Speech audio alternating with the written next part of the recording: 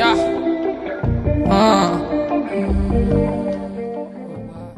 Mesdames et messieurs, bonjour, bonsoir, bienvenue au Franco dans le DJ Booth Desjardins, la station DJ. Vous êtes sur l'esplanade de la Place des Arts. Félix Bédéfossé au microphone. Je suis journaliste en musique, animateur à Ici Musique, journaliste au Devoir à Radio-Canada. Et j'ai le plaisir aujourd'hui, dans le cadre des entrevues que je vous présente chaque jour, de recevoir une légende. Une légende dont on ne parle peut-être pas assez à mon goût, et pourtant, il fait partie de la culture populaire québécoise depuis des années et des années. C'est Barnève Valsin. Bonjour, Barnève. Bonjour, comment ça va? Ça va très bien, merci. Merci d'être là. Merci Pour le résumer, là, tout de suite, pour placer Ouais. qui tu es, les gens ont entendu ta voix en 1997 dans Soul Pleureur de Dogmatic. Oui. Tout le monde a chanté ce refrain-là. Tout le monde le connaît quand on l'entend à la radio. Oui, Ça nous oui. reste en tête. Quelques années après, ça a été Quelque chose about you Oui. de No Déjà, qui Oui. est un autre refrain incroyable. Et là, aujourd'hui, en faisant la recherche pour préparer l'entrevue, j'ai écouté la chanson et là, je peux plus- regarde et là, je l'ai en Ça, tête. tu l'as en C'est boucle, là. impossible de l'enlever. Et avec les années, tu t'es retrouvé, dès 99 en fait, à travailler avec Céline Dion, Oui. choriste et même en quelque sorte protégé. J'ai envie qu'on commence là. OK. Quelle est la relation avec Céline Dion? Comment on dit parfois qu'elle est un peu comme ton mentor. Ouais. Ben écoute, Céline, vraiment, c'est ça, c'est comme un mentor. Elle nous apprend des affaires sans même nous l'avoir directement. Ouais. Elle fait des affaires que, étant dans un état de star aussi haut placé, elle est tellement simple. Elle est vraiment drôle. C'est une personne qui nous fait rire tout le temps. On l'aime beaucoup. Quand on est ensemble, vraiment, comme elle dit, on est comme sa deuxième famille. Ouais. C'est vraiment, on sort dans un resto, on fait des événements privés. Sur la scène, elle nous fait rire. C'est vraiment en famille. On fait des blagues entre l'un l'autre. Puis c'est la bonne vibe. Donc, tu t'es retrouvé à Las Vegas, entre autres, avec elle, un peu partout aussi sur la planète. Tu Ouais. l'as suivi un peu partout. C'était probablement inespéré, et je lisais une entrevue dans la presse avec mon collègue Dominique Tardif, dans laquelle tu expliquais que même tes parents ne te croyaient pas quand tu leur as dit que tu avais décroché ce contrat-là. Ramène-nous là un petit peu. Comment c'était quand tu t'es retrouvé pour la première fois avec un contrat de cette ampleur-là? Ben, il faut comprendre que dans la communauté haïtienne, Céline Dion, tu peux pas demander plus. OK, vraiment, tout le monde connaît ses chansons, tout le monde chante ses trucs. Puis quand mes parents sont venus ici au Québec, c'est une des artistes qu'ils écoutaient à la radio, puis ils voyaient à la télé. Puis c'est comme un monde impossible d'aller à la télé ou à la radio parce qu'ils comprennent pas comment ça marche. Mhm. Alors, quand moi j'arrive, puis je leur dis, OK, ben, je vais performer avec la plus grande star du monde, ils disent, arrête, là, OK, on ne croit pas, là, arrête de dire des conneries, là. Mais vraiment, ça s'est vraiment fait rapidement. J'étais en tournée avec Dogmatic, puis on faisait la dernière run du Québec. Puis Céline Dion a appelé, puis ils ont demandé est-ce que Barnève serait down pour faire l'audition, pour faire le restant de la tournée Let's Talk About Love. J'espère que tu as dit non. Moi, Pas j'ai down dit, du tout, non. Mais c'était pas réel. Ouais, c'est Sérieusement, moi, même quand j'ai fait l'audition, je me suis dit, OK, je vais jamais avoir ça, c'est impossible. Puis là, j'arrive à l'audition, ils ont filmé le truc avec caméra, tout ça. Ils ont envoyé ça en Floride. Puis Céline m'a choisi. Depuis lors, man, je suis avec elle. Puis c'est un rêve, là. Tu sais, c'est comme, ça se peut pas. Même quand ils m'ont dit que je l'avais, Oui. même pour moi, c'était comme, OK, je vais y croire quand je vais la voir, tu sais. Ah, ah. Puis la première fois que je l'ai vue, c'était au Centre Bell. On s'en allait faire un spectacle, puis il fallait répéter les mouvements sur la scène. C'était ma première fois sur cette scène-là. Écoute, j'étais tellement nerveux, là, ça se pouvait pas. Mais Céline a un don. Quand elle parle, ou quand tu es en train de l'interviewer, elle te fait sentir comme Te si... sentir à l'aise. À l'aise, comme si tu étais sa chum. Puis c'est comme ça qu'elle est. Oui. Elle est très, très, très humble, très, très, très simple. Donc, nécessairement, quand même, pour être là, elle a beau être gentille, etc., ça prend une voix qui est sur la coche. On s'entend, parce OK. que sinon, tu ne serais pas là, Ben, c'est c'est sûr. sûr. Moi, je pense que quand elle a entendu ma voix, elle s'est dit, je pense que ça va bien blender, on va bien chanter ensemble. Ouais. Puis, de fait, nos voix sont tellement bien ensemble quand on fait des duos. Ça match, ça marche. Puis je pense que c'est pour ça qu'elle m'a gardé aussi longtemps aussi, parce que je pense que de recommencer avec quelqu'un d'autre, puis d'essayer de retrouver cette chimie-là, on a déjà la chimie, on a déjà cette relation-là, puis je pense que ensemble, nos voix, ça se perd très, très, très bien. Barnève, je ne veux pas te demander ton âge. OK! Cependant, cependant, Ouais.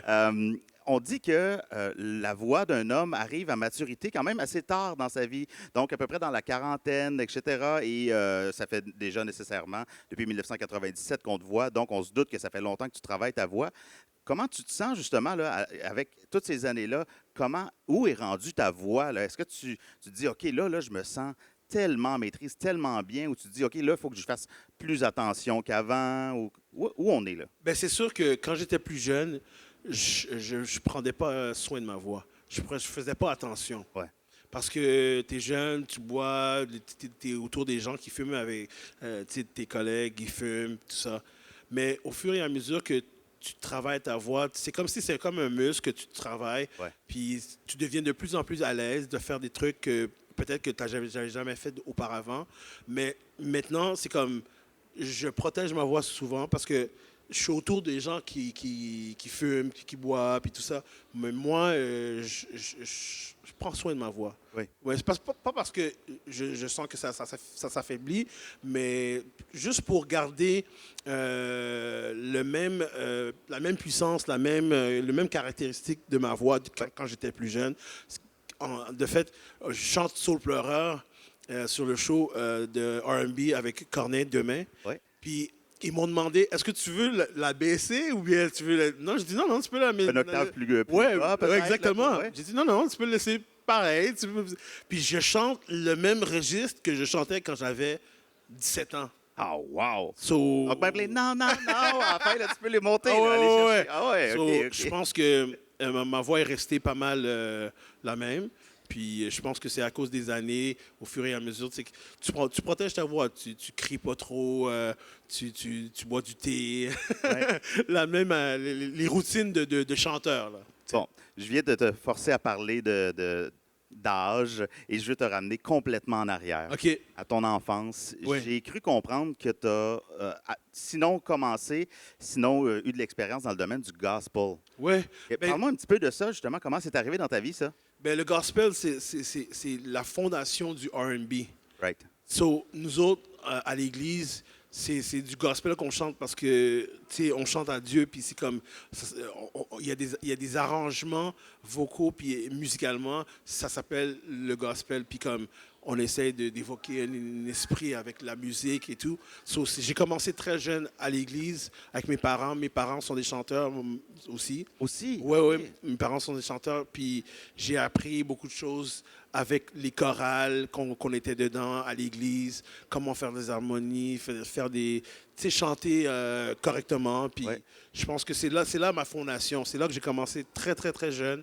Puis j'ai amené ça tout à travers ma carrière. Puis j'ai gardé ça avec moi. Donc, quand, par exemple, il y a une chorale gospel, je sais pas, tu es à l'enfance, tu arrives là, est-ce que les gens sont comme, ah, le petit Barnève, il a déjà un talent, une voix incroyable, ou c'est plutôt, Barnève a dû travailler et à un moment donné, justement, shiner plus tard, après des années de travail? Ben, l'affaire, c'est que quand tu es à l'église, tu n'as pas besoin d'être un bon chanteur. Parce que c'est pour le bon Dieu. Ouais. Tu chantes pour... Alors, tu peux chanter comme tu veux. Tu peux être un bon chanteur, un mauvais chanteur. Ça ne dérange pas. C'est pas ça qui compte. Mais quand tu arrives à faire des shows devant un public, et c'est là que tu remarques les réactions la réaction des gens. Puis tu dis, oh, OK, peut-être que j'ai quelque chose. C'est là que j'ai commencé à réaliser que peut-être que je peux me distinguer des autres chanteurs. Mais à l'église, tout le monde chante comme tu veux. Il n'y a personne qui va te dire, OK, toi, tu es un chanteur extraordinaire. Peut-être maintenant, parce qu'il y a beaucoup de chanteurs maintenant qui font carrière avec la musique de l'Évangile. Oui. Mais, tu sais, dans le temps, là, c'est comme, non. Tout le monde chantait ensemble, puis il n'y avait pas de bons ou mauvais chanteurs. Et c'était à Pierrefonds, ça, parce que c'est dans ce coin-là que tu as grandi? Je pose la J'ai question. grandi à Pierrefonds, mais notre église était à Saint-Michel. Parce que OK. moi, j'ai déménagé de Saint-Michel à Pierrefonds. OK.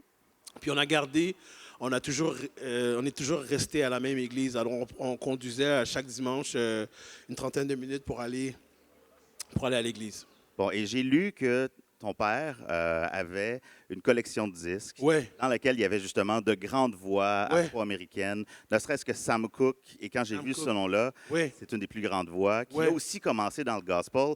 Là, je me suis dit, ces voix-là, elles ont marqué ton enfance, nécessairement. Absolument, absolument. Les Sam Cooke, les Lionel Richie, les Donny Hathaway, Oh, les Stevie Wonder, tous ces gens-là, ouais. c'est des gens que, sans savoir, tu écoutes quelque chose, puis tu es influencé à un très jeune âge de voir comment ces gens-là, ils interprètent une chanson, puis l'orchestration derrière, puis un jour, tu aimerais avoir un truc comme ça, tu vois, Ouais. de chanter, puis d'avoir de l'orchestration derrière.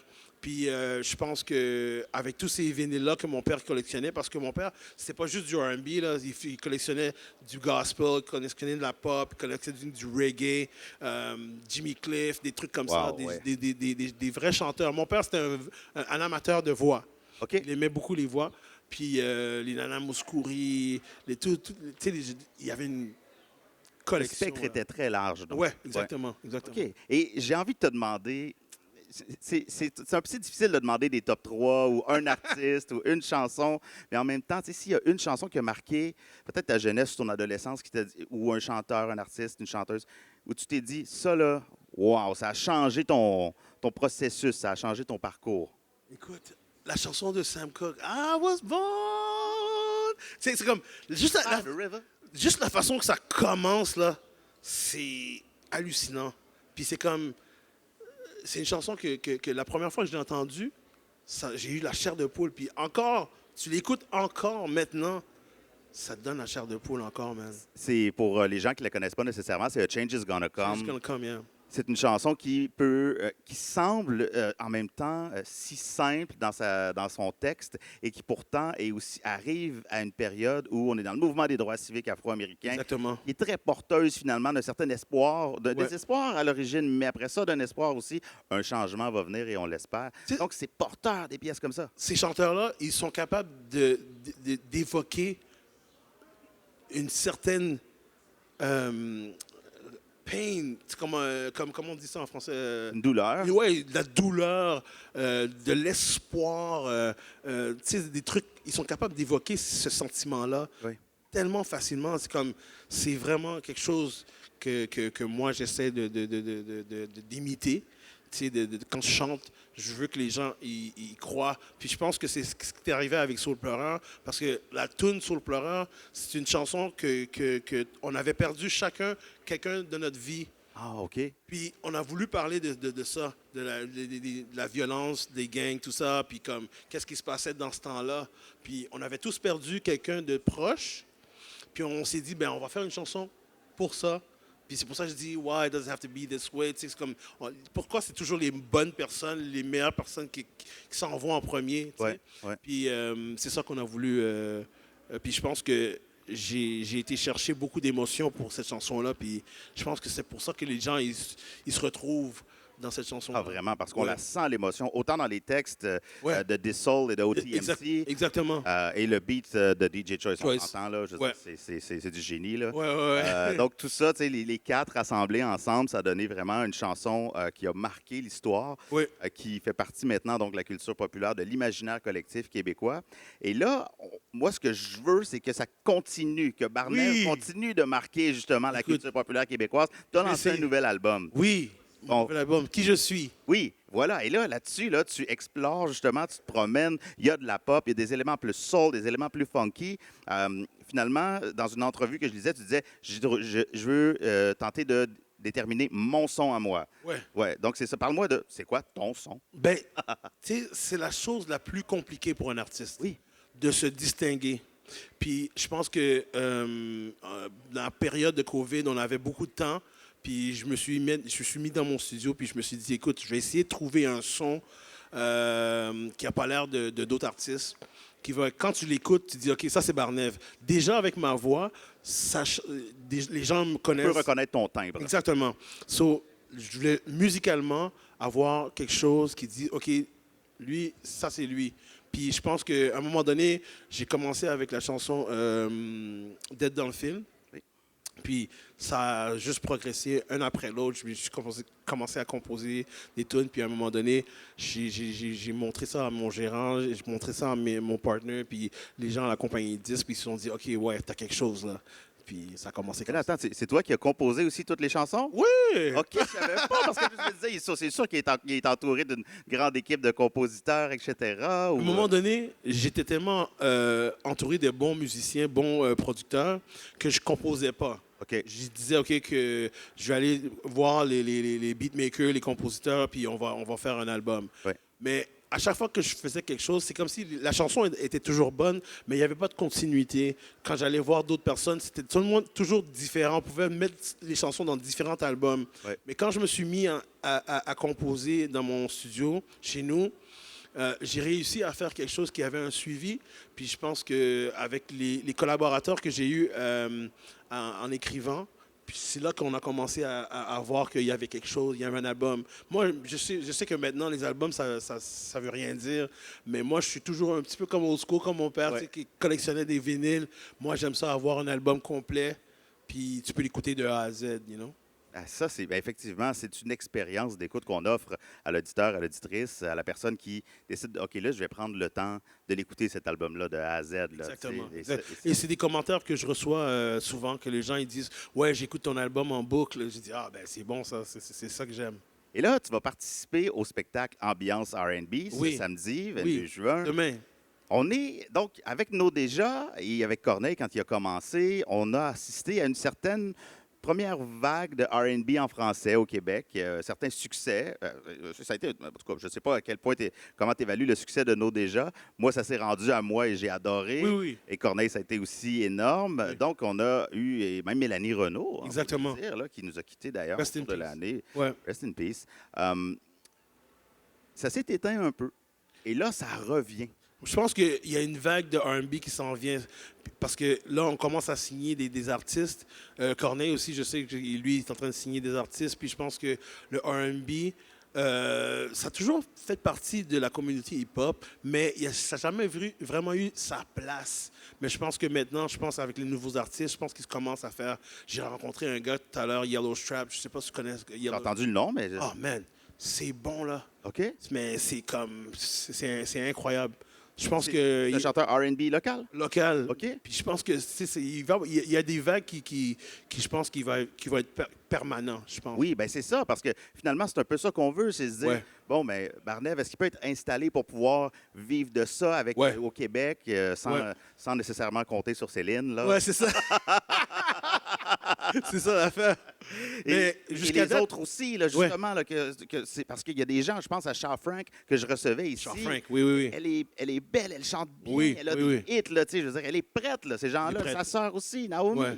Tu sais, Mais ils c'est sont ça, prêtes, là. il faut juste qu'il y ait d'autres éléments qui rentrent en jeu. Tu sais, les radios, ils doivent embarquer. Ouais. Il faut les bookers doivent commencer à les booker en tournée puis faire des shows comme on fait au Franco demain.